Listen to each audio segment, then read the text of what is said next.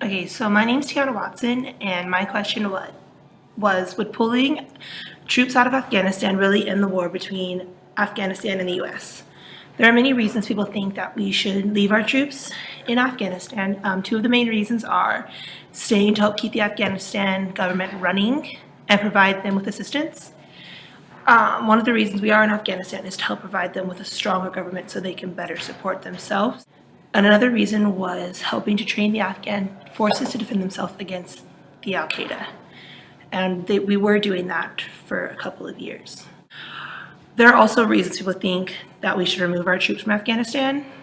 Three of the main reasons are the cost of being there. It's put us back in debt and it's cost us more money than we should be spending. The other amount is the amount of casualties. We've lost around 2,000 soldiers over the past 10 years, and when there are families who need them. The other is the main threat is gone. One of the reasons we started the war against Afghanistan was because of the attack on the attack of 9/11 on the Twin Towers and in Washington. So the 9/11 attack was brought on by a man named Osama bin Laden, who is one of the main factors of why the Afghanistan war was started. But in 2011, he was killed. So that's one of the reasons people think that we should remove ourselves from being in Afghanistan because the threat is no longer there.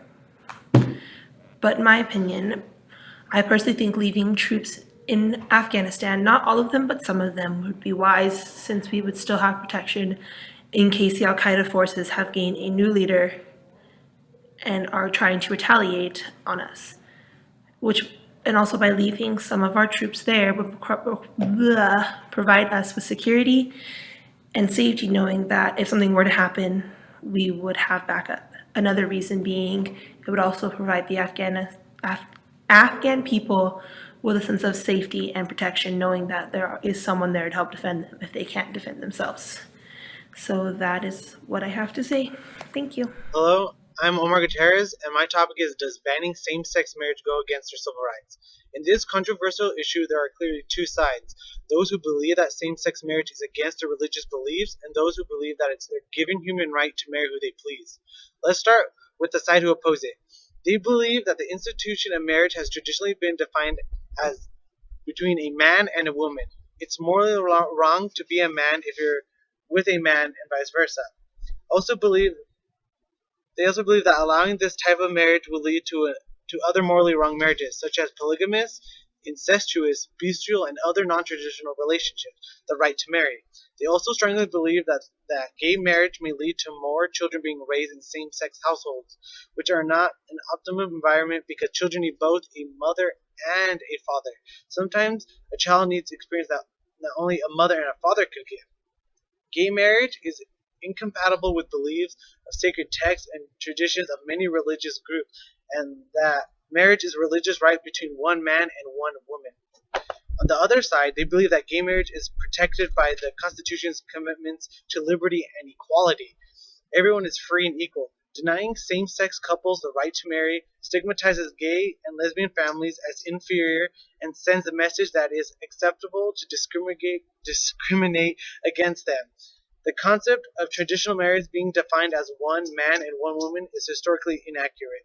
People cheat on their wives or husbands, and divorce rates are higher than ever. What's so traditional about that? They also argue if the reason for marriage is strictly reproduction, then infertile couples would not be allowed to marry.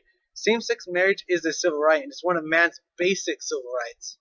In my opinion, same sex couples should have the right to marry. Everyone is human, everyone was born with these rights. America is the land of the free and the equal, and preventing these people from truly being happy is making us look like hypocrites. Religious beliefs don't have power over me, so why should the church have authority on what we can and can't do?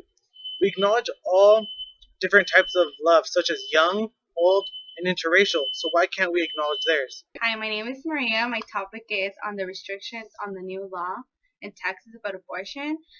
The law is restricting several things about abortion. It's not exactly banning it, but it's restricting. So one of the restrictions is that after 20 weeks, women are not allowed to abort. Another thing it's doing is that it's requiring clinics and hospitals to have the same standards. So a woman can't just decide to go to any clinic. She has to go to a specific hospitalized certain place to get an abortion done. So the question is, does putting restrictions on abortion, as mentioned in the Texas bill, go against women's civil rights recognized by the U.S. Supreme Court? And there's obviously two sides to it. The first side says that that it is, because obviously we as women, we have different rights that they shouldn't be taken away from. And then the other one says no, because it's not banning abortion. All it is doing is limiting certain things to take care of the health of the woman. So obviously everybody has different views and different thinking about it. And me personally, I think that yes, it is banning. I'm sorry, I think it is going against our rights, because the government shouldn't tell us exactly what to do. And on Amendment 14, it tells us that we have the right, and that no state shall tell us what to do with our bodies. So in the end, I believe that it's a very controversial issue, and it's going to keep going on until somebody, says something about it, and we figure out if it's really if it's really actually going against our law or not. Hello everyone, my name is Benita Carrasco, and my topic was gay marriage. My research question was if children who are raised in a homosexual household tend to have psychological effects as opposed to those who are raised in a heterosexual household. So I found this topic very interesting, and believe it or not, it was very controversial as well. Okay, so let's jump to one side's point of view. They believe there shouldn't be a difference, and that a study shows those children raised with gay or lesbian parents have the same issues as any other child would have who has been raised with a father and a mother. Now, on the contrary, the other side believes children raised with two fathers or two mothers fare worse than those raised in a heterosexual home. They have studies proving how those children tend to grow up to need public government assistance, such as welfare, and have unhealthy habits like drug use or smoking or having multiple sex partners. I can understand that side of you simply because I can imagine them when they're growing up being teased, and which can lower their self-esteem. But my point of view is that children with gay or lesbian parents shouldn't be any different from those with straight parents. And if they are raised the right way with love and care and to believe in themselves overall, there shouldn't be a problem. And I found this quote very interesting. I want to share with you guys.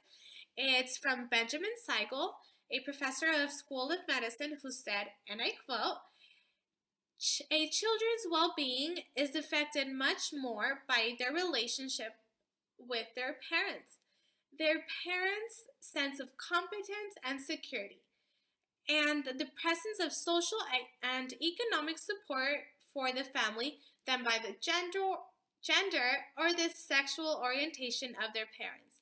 So there you have it. That's my point of view on gay marriage. And once again, my name is Benita Carrasco. Happy holidays.